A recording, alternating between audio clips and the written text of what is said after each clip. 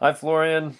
My name is Nick Walter. Was talking to you earlier today on Twitter. Just wanted to make a video because it's kind of hard to get ideas across in Twitter with only 140 characters. Um, First off, just want to say love Objective-C to IO. I love the post that you put there, so keep that up. And love your blog post. I think I came across a little bit harsh today. I didn't mean to. I love what you wrote, so please keep writing. But just want to tell you one thing I liked about the article, one thing I had some issues with.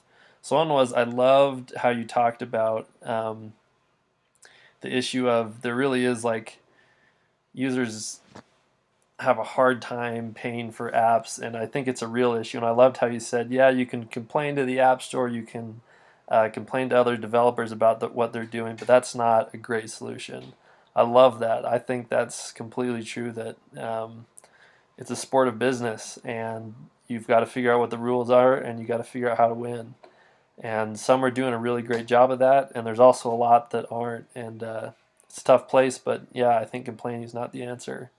There was a couple lines that I really had problems with, and they were all about how apps that are created don't have value. So one was the economic reality is that most apps offer next to no value to people.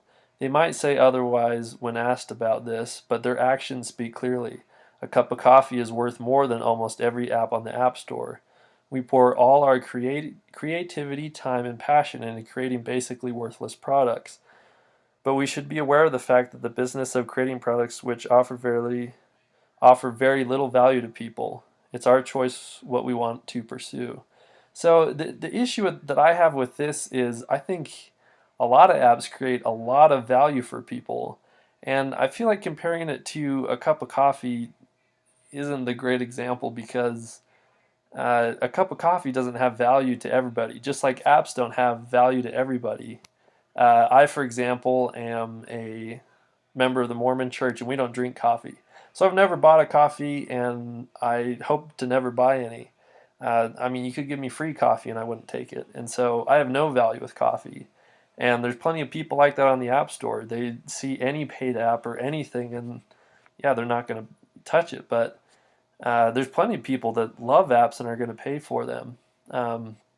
You go through any of the top charts, and there's tons of apps just making bank on people paying money for what they think is valuable. So that's where I had a little bit of issue in your article about saying that because people aren't paying the same amount for these apps as a cup of coffee, that um, that's showing that these apps don't have value, or that we're putting our time and our creativity into things that are worthless. I don't think that's the case. You look at any of those top games or productivity apps, and they're making a lot of money because people see a lot of value in them or paying a lot of money for them. So, anyways, just want to get my thoughts out again. Love your posts and keep rocking it. Hope to meet you one day. Talk to you later. Bye.